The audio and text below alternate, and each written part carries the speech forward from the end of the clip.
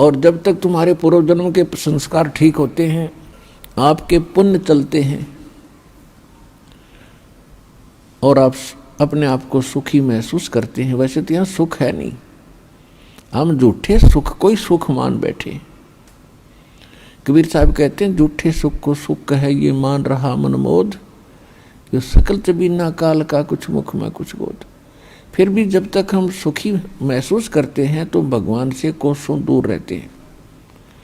और भगवान की पूजा कैसी करते हैं? महीने 2 महीने 6 महीने में कभी इष्ट धाम पर मत्था टेक आए, शुक्रवार मंगलवार को प्रसाद बांट दिया, किसी दिन व्रत रख लिया।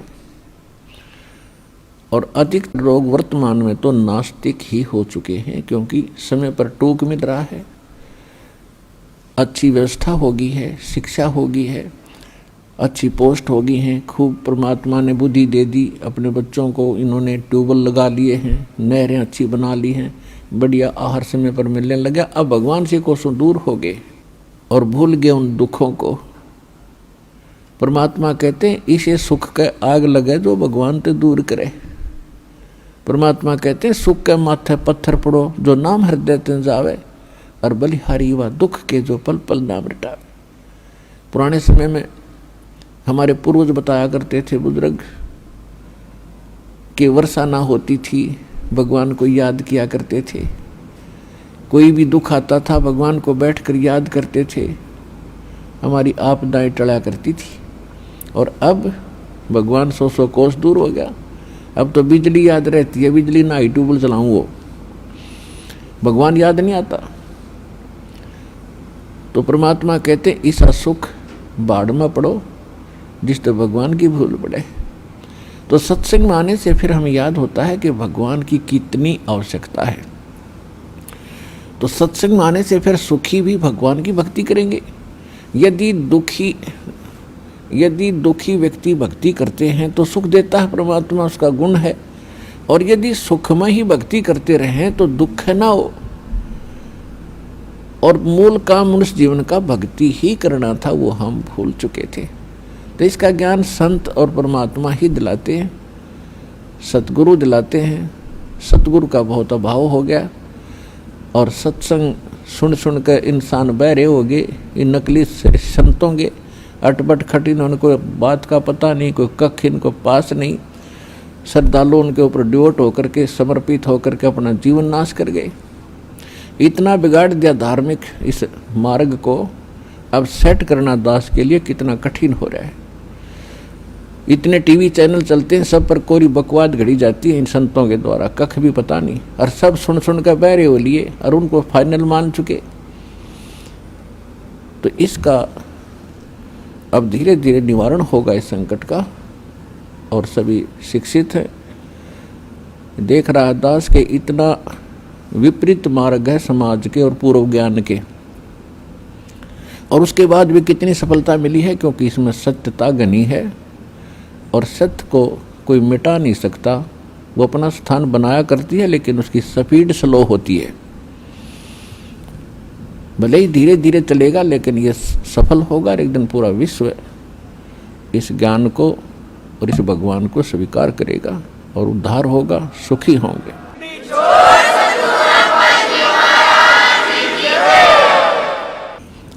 तो प्रसंग चल रहा है कि जब ये भगवान के दरबार में पहुंच जाता है तब इसको सारी बात याद आती है। जब वहाँ से चला था, मनुष्य जीवन पाकर आते हैं तो सभी उसके साथी बधाई देते हैं कि मेहर होगी भगवान की तेरे पे, और भगवान ना बोलिए, घनी भक्ति करिए, पीछा छुटवा के आना अब के। तो वहाँ से हम भी बहुत खुश होते हैं कि परमात्मा अब को और काम मैं नहीं करूँ, आपको याद करूँगा, और आप जो मस्तिष्क में लिखा वो तो आप देते ही देते हो। ये तो विधान है भगवान का। और पेट गुजारे के लिए आवश्यक काम करूँगा, बाकी समय में आपको याद करूँगा। तो यहाँ आने के बाद इसको इतनी भूल गिर देता है ये काल कि ये पिछला सब भूल जाता है और नए सिरे से इसकी पढ़ाई शुरू होती है। ये तेरा चाचा या तेरी चाची, ये तेरा मामा, ये तेरा बुआ, तेरी बुआ, और इस तरह से फिर इसको पढ़ा करके ये संसारिक ये मंत्र, माया कैसे इकट्ठी करनी चाहिए, बड़ी कोठी बना ले बड़ी इज्जत हो जाएगी, तो ये नए मंत्र सिखाए जाते हैं इसको। और जब ये सत्संग में आता है तो इसको पता चलता है कि एक काम और आवश्यक था इस मानव शरीर का, जो शुरू भी नहीं किया। तो वहां से परमात्मा के दरबार में जब ये जाता है, इसको सारी बात याद आती है और फिर ये हाथ जोड़ता है धर्मराज के सामने कि हे महाराज, एक मनुष्य जीवन और दे दो, अब के कति नहीं बोलूंगा। धर्मराज फिर उसकी पिछली हिस्ट्री चालू कर देता है। असंख्य जन्म हो गए, हमने मानव शरीर प्राप्त किया, न्वे बकवादों में खोया, और वहां जाके फिर न्वे रोया। तो वो उसकी थोड़ी सी क्लिप दिखा देता है कि ले, तू तो झूठा बहुत है, और पहले भी ऐसे प्रॉमिस तूने किए थे, एक पूरा नहीं किया।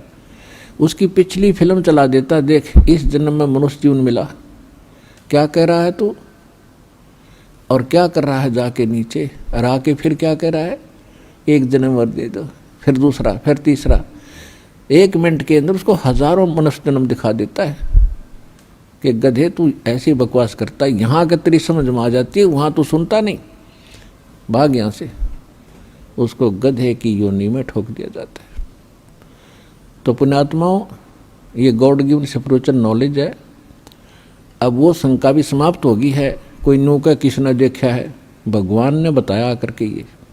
और इसमें भी कोई यूँ कहे कि किसने देखा देखी जाएगी, तो वो तो नालायक आदमी, पत्थर है, इंसान नहीं, वो शैतान है। कहते हैं जब माँ के गर्भ में तू रो रहा था, परमात्मा ने तेरी पुकार सुनी और ठीक ठाक तेरा शरीर बाहर कर दिया, और बाहर आके अब तू भूल गया। कहते उस समर्थ की रीझ भुलाई, अब कुल कुटुंब से राता, गर्भ के अंदर बचन भरे थे, कहाँ गई वो बाता। परमात्मा कितने प्यार से समझाना चाहते हैं कि भूल गए उन दिनों को।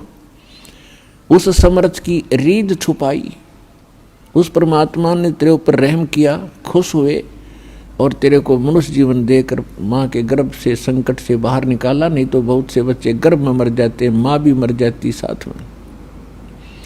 उसकी मेहर से ही तुम ठीक ठाक यहाँ बाहर जन्म लेते हो। और आज भूल गया उन भगवान की उन बातों को कि गर्भ के अंदर बचन भरे थे, कहाँ गई वो बात। तो पुण्यात्मा, दुख में सुमन सब करें, सुख में करे न कोई, और जय सुख में सुमन करे तो दुख का ही कोई। तो सौभाग्य उन पुण्यात्माओं का जो यहाँ आए हैं, जिनके ऊपर कोई आपत्ति है। दास यहाँ देख रहा है कि 80% व्यक्ति भक्त श्रद्धालु केवल दुखी ही आए हैं। कोई रोग से दुखी है, कोई और अन्य शोक है उसको, या कोई अन्य प्रॉब्लम उसके ऊपर आई हुई है। तो आपके लिए वो दुख, आपके लिए वो प्रॉब्लम, आपके लिए वो रोग एक वरदान सिद्ध होगा यदि इस मार्ग पर आप डटे रहे। देखो, एक दिन में कोई वस्तु परफेक्ट नहीं होती। बच्चा जन्म लेता है, आपको खुशी होती है, धीरे धीरे बड़ा होता है, 15, 16, 20 वर्ष के बाद जाकर वो कुछ अपना धंधा करने योग्य होता है। इसी प्रकार आप बीज बोते हो। मान लीजिए आपने आम का बीज बोया,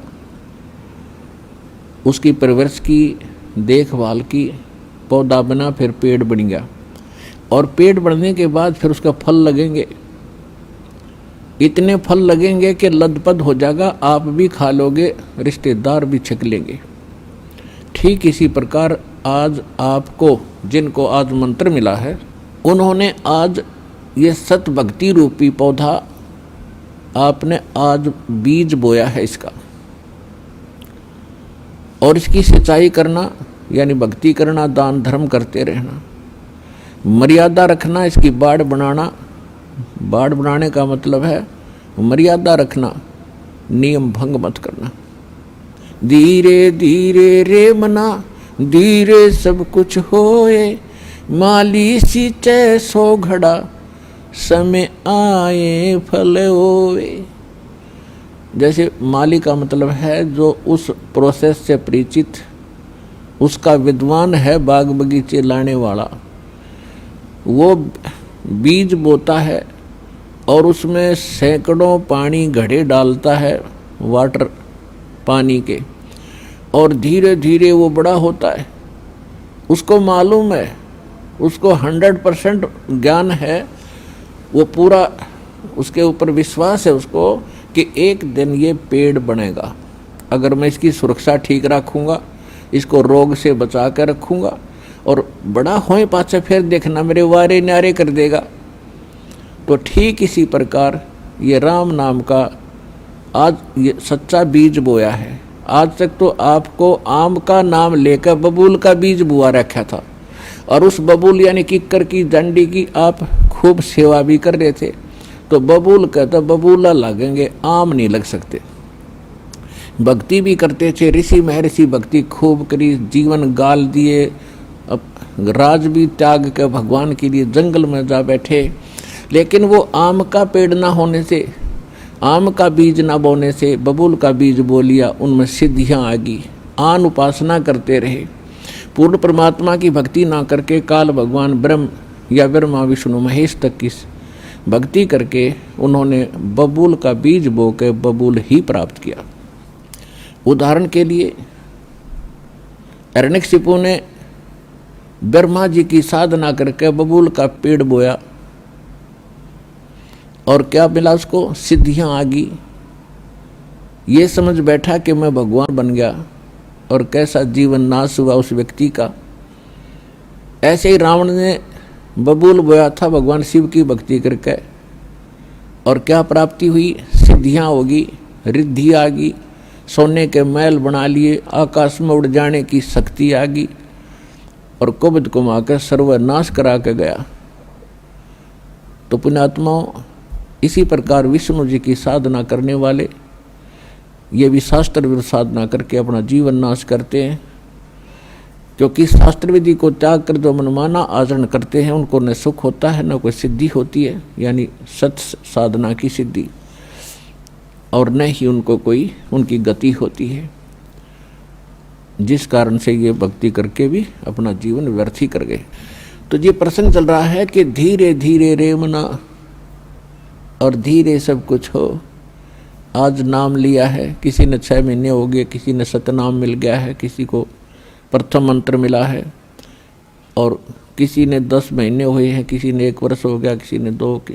जिन भक्तों को 1 वर्ष से ज़्यादा हो गया, 2 वर्ष हो गए हैं, आज उनके सुख सुनना, उनके मुंह का थूक सूख जाएगा अपने सुख बताते बताते। इतने सुख देता है परमात्मा।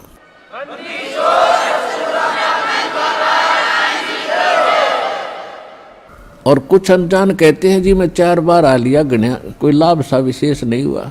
ये उसके लिए प्रार्थना है कि धीरे धीरे रेमना, धीरे सब कुछ हो, माली सींचे 100 गड़ा, समय आए फलो।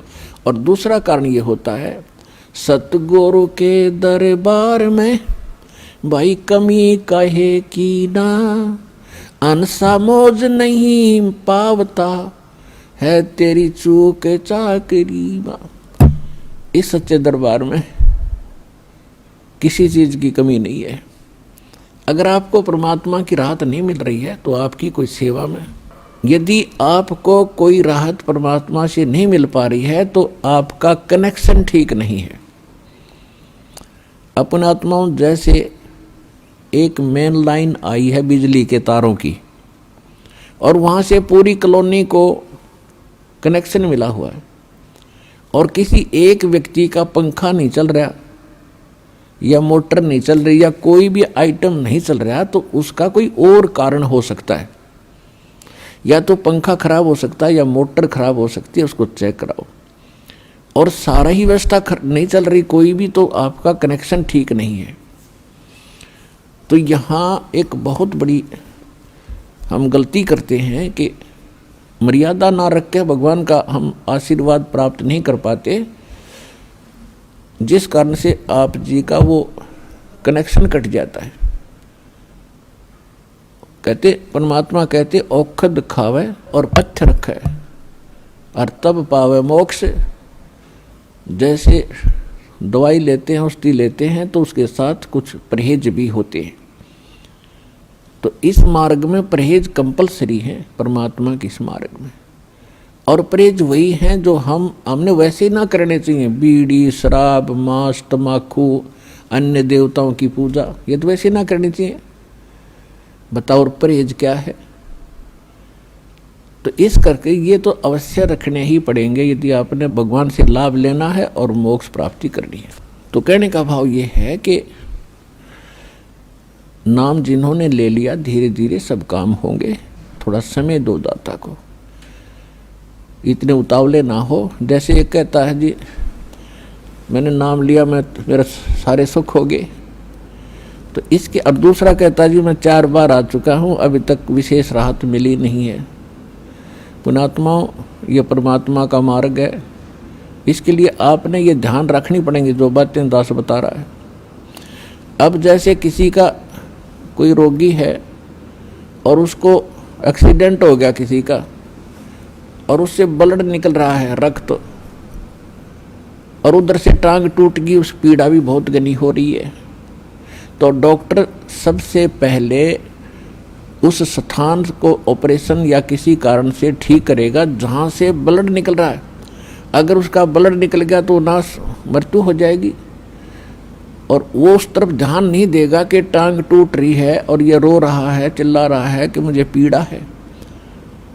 डॉक्टर इलाज भी कर रहा है और वो ये सोच रहा है कि डॉक्टर का ध्यान को नहीं, मैं मर गया, मेरी तो टांग टूट गई। लेकिन डॉक्टर पागल नहीं है, डॉक्टर पहले देख रहा है कि ये करना आवश्यक है, ये टांग तो बाद में जुड़ जाएगी, इस तरह मरा नहीं गा ये। तो इसी प्रकार आपके जिन्होंने दीक्षा ले ली है और जिनके ऊपर कोई ऐसी आपदा आनी है कि आपकी मृत्यु होनी हो, तो पहले परमात्मा उस मृत्यु को रोकेगा, बाकी संसारिक सुख तो फिर आपका ढेर लगा देगा, आपका जीवन एक्सटेंड हो गया था। तो इस बात को आप ध्यान रखना, यह कोई बालकों का लेख नहीं है, और इतने एक मनुष्य जीवन का मिलना हंसी खेल नहीं है।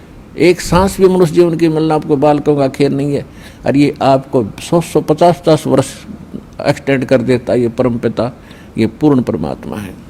तो पुण्यात्माओं, इन बातों पर ध्यान रखना जो दास आपको गाइडलाइन बता रहा है।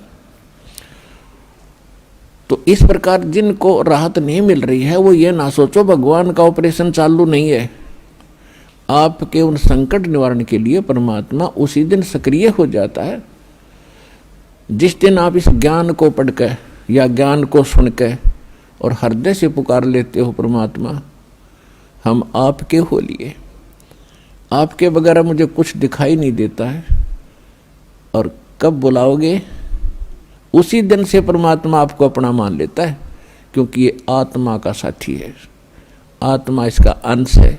चाहे वो किसी धर्म में है, चाहे किसी मजहब में है, या किसी प्राणी के शरीर में है, कुत्ते गधे सूअर के शरीर में है। तो ये परमात्मा उसी दिन से आपको स्वीकार कर लेता है यदि आप हृदय से पुकारते।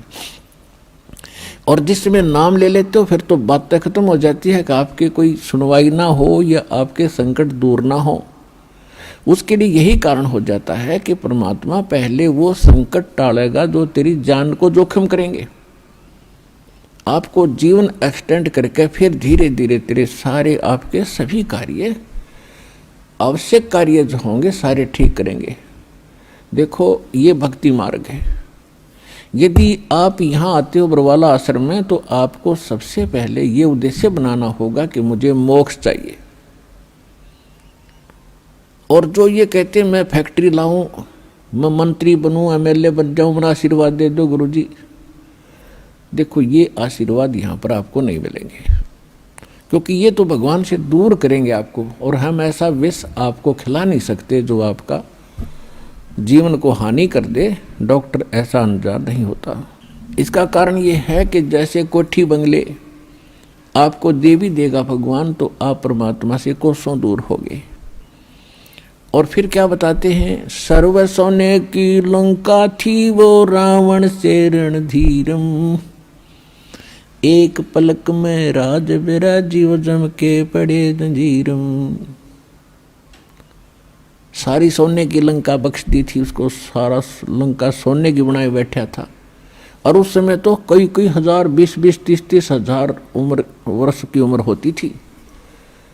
तो उसने तो आपको सोचना कोई बड़ी बात नहीं थी कि अभी ना मरूं, 30-40 हजार वर्ष जीऊंगा, क्योंकि सतयुग में लाख वर्ष की आयु होती है और त्रेता में भी 67 के अंदर 40, 50, 30 और लास्ट में कम हो जाती है।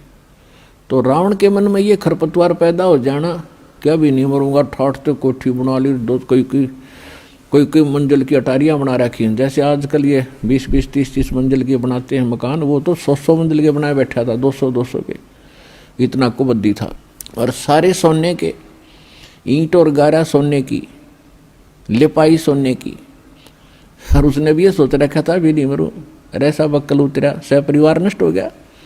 तो कहने का भाव ये है, परमात्मा कहते हैं कि क्या मांगो कुछ थिर न रहाई, ये देखत नैन चला जग जाई, 1 लख पूत 1.25 लाख नाती, उस रावण के दीवान बाती। परमात्मा कहते क्या मांगो, हमें बताते हैं कि क्या मांगोगे। रावण जितने धनी भी नहीं हो सकते और ऐसे शक्तिशाली सिद्धि युक्त भी तुम नहीं हो सकते। और उसकी क्या दुर्गति हुई और क्या मांगना चाहिए परमात्मा से। भक्ति दान गुरु दीजियो, देवन के देवाओ, जन्म पाया भूलूं नहीं, करहूं पद सेवा हो। और फिर क्या मांगे, साईं इतना दीजियो, जा मैं कुटुंब समाए, हम भी भूखे न रहे, अतिथि न भूख हो जाए। इससे अधिक मांगने की आवश्यकता नहीं भगवान से। अब परमात्मा ने सारा पता है कि इस बच्चे को क्या आवश्यकता है और कौन सा वस्तु देना अनिवार्य है, कौन सी वस्तु ये मांग रहा है, इसके लिए ये फायदेमंद है कि नहीं। जैसे डॉक्टर के ऑपरेशन यानी उपचार के अंदर रोगी ने अपनी नहीं चलानी चाहिए, डॉक्टर की ही चले, जब डॉक्टर होगा तो सही वो। और डॉक्टर के उपचार के अंदर बीच में कोई टांग अड़ाता है अपनी कि नहीं निमत ऐसे कर दो, ऐसे कर दो, वैसे करवा ले, लेकिन उसे लाभ कुछ नहीं होगा, वो रोग नहीं कटेगा। तो इस प्रकार से आप जिस दिन यहाँ आ जाते हो, आप उपचाराधीन हैं और आपका रोग कौन सा है, जग सारा रोग यारे, जिन सतगुरु वेद न जाण्या, जग सारा रोग यारे, जग सारा रोग यारे, जिन सतगुरु वेद न जाण्या, जग सारा रोग यारे। कौन सा रोग भाई, जन्म मरण का रोग लगा है या तृष्णा बडरी खासी, जन्म मरण का रोग लगा है या तृष्णा बडरी खासी, आवागमन की डोर गले में या पड़ी काल की फांसी, जग सारा रोग यारे, जिन सतगुरु वेद न जाण्या, जग सारा रोग यारे। भाई देखा देखी गुरु शिष्य बन गए, किया ना तत्व विचारा, देखा देखी गुरु शिष्य बन गए, किया ना तत्व विचारा, गुरु शिष्य दोनों के सिर पे यू काल ठोके पंजारा, जग सारा रोग यारे, जिन सतगुरु वेद न जाण्या, जग सारा रोग यारे। भाई साचा सतगुरु कोई न पूजे, इन झूठों जगपतियासी, साचा सतगुरु कोई न पूजे, इन झूठों जगपतियासी, झूठ अंधे की बा गई अंधे ने, ये मार्ग कौन बतासी, जग सारा रोग यारे, जिन सतगुरु वेद न जाण्या, जग सारा रोग यारे। भाई सार शब्द सर जीवन बूटी, घस घस अंग लगावे। सार शब्द सर जीवन बूटी घस घस अंग लगावे। कहे कबीर तुम सतकर मानो ये जन्म मरण मिट जावे। जग सारा रोग गया रे जिन सतगुरु वैद ना है कि जन्म मरण का रोग लगा है और यह तृष्णा बढ़ रही खांसी और आवागमन की। ऊपर जाओ फिर वहां से अपना हिसाब करा के नीचे आओ, मनुष्य बनो, गधे बनो, कुत्ते बनो, फिर अपना टाइम पूरा करो, फिर जाओ, फिर वहाँ से नेक्स्ट आदेश हो गधा बनो, फिर जाओ, फिर आदेश बनो कुत्ता बनो, मनुष्य बनो, देवता बनो, फिर राजा बनो, फिर गधा बनो। कहते ये आवागमन की डोर गले में या काल के कर्म की फांसी आपके लगी हुई है और इसको केवल परमात्मा पूर्ण ब्रह्म सत्य पुरुष कबीर परमेश्वर के अतिरिक्त कोई ऐसा भगवान नहीं है, देव नहीं है जो इस रोग ने काट सके। तो उसको काटने के लिए परमात्मा ने एक विधि बता रखी है और वह विधि अभी तक छुपा रखी थी, क्योंकि परमात्मा का और काल का एक प्रॉमिस हुआ था, अनुबंध हुआ था। इस काल ने कहा था कि 3 युगों में सतयुग त्रेता द्वापर में हे परमात्मा आप थोड़े जीव निकालना और चौथे युग कलयुग में आप कितने ही ले जाना।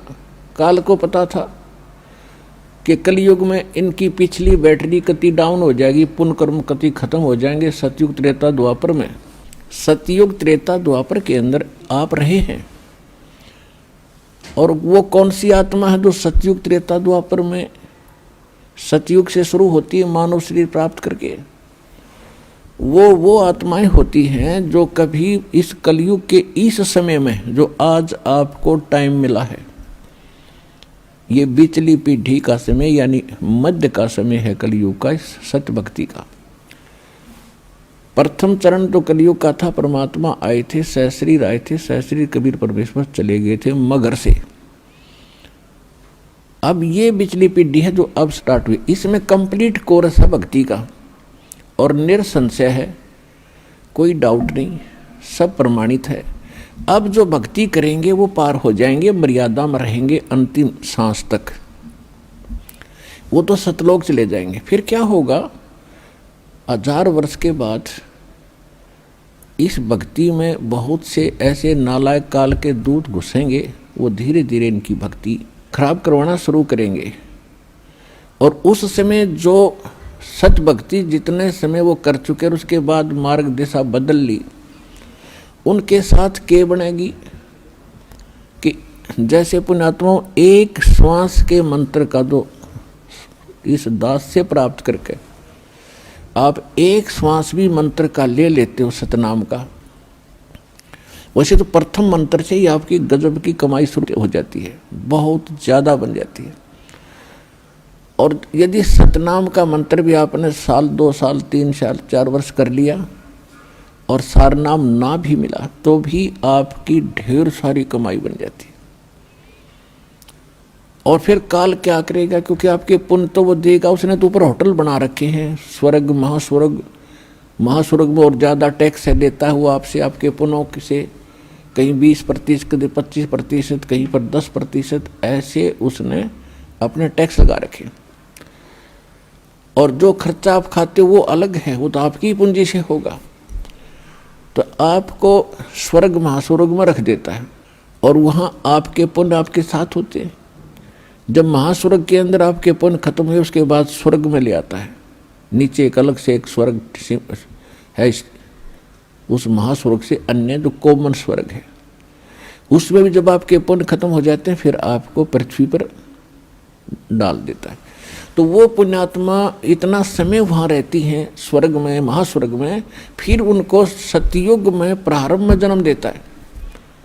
इस भक्ति युग में की हुई भक्ति उनकी इतनी प्रबल हो जाती है कि फिर वो सतयुग में प्रथम जन्म लेते हैं। उनकी फिर भी इतनी भक्ति होती है क्योंकि सतयुग में लाखों वर्ष का जीवन होता है, एक का जीवन पूरा करते इतने युग, 1-2 जीवन में वो सतयुग पूरा हो जाता है। फिर त्रेता में आते हो आप वही हो जो पहले भक्ति लगे थे, लेकिन आप फिसल गए, आप रिपट गए, विचलित हो गए किसी कारण से। और परमात्मा का विधान है, जो जन मेरी शरण है ताका हूँ मैं दास, और गेल गेल लाग्या फिरूं जब तक धरती आकाश। एक बार इस सच्चे नाम से आज कोई जुड़ जाएगा, आज उसने नाम ले लिया, कितना रोगी है और चाहे उसकी कल मृत्यु हो जा, नाम लेते भी हो जा, तो अभी परमात्मा अपने बही में लिख लेगा उस आत्मा को कि मेरी होगी भी। अपने आत्माओं हमने असंख्य जन्म बर्बाद कर दिए, असंख्य जन्म मनुष्य के खो चुके हो आप। ये पहला शरीर नहीं जागा जो आज आपका जाने वाला है, मान ले कभी भी। ये तो असंख्य बर्बाद हो लिए, तो कपड़े हैं, कुर्ते पजामे हैं, तो आपकी जो शरीर बॉडी ऊपर का, और इस नाम के लेते ही आपके कई सैकड़ों कुर्ते पजामे खूटियाँ व अलमारी में रख दिए जाते हैं। मनुष्य आज आपको नाम लेते ही और चाहे अगले पल मृत्यु हो जाती है। वैसे तो ऐसा नहीं होगा, जो सच्चे दिल से आते हैं उनको राहत मिलती है, उनका मनुष्य जीवन एक्सटेंड होता है, आयु भी बढ़ाता है परमात्मा। एक उदाहरण के लिए कहते हैं कि जो अविश्वास रूप में भी आकर नाम ले लिया, अब देखेंगे किसी के कहने से आते हैं रोगी बहुत से, तो कि देख लेते हैं एक बार चल कर, तो वो उनको भगवान वैसे उसको एक्सटेंड नहीं करेगा, उनका पता है कि इसको मैंने जीवन भी दे दिया, यो आगे फिर वो बकवाद करेगा। तो परमात्मा ने तो अपनी आत्मा देखनी है कि इसका उद्धार क्यों कर होगा, तो नाम लेते ही यदि उसकी मृत्यु भी होगी तो भी भगवान के अकाउंट में आ गया, और 10 महीना में फिर जन्म देकर उसको फिर बरवाला बुला लेगा, वह शुरुआत होगी उसके जीवन की। तो यहाँ आने वाले व्यक्ति को हानि कति नहीं है, और कति ज्ञान सुनकर समर्पित हो आओगे तो आपकी कैंसर का बाप भी ठीक हो जा। भगवान किसे कहते हैं? वाह भाई वाह।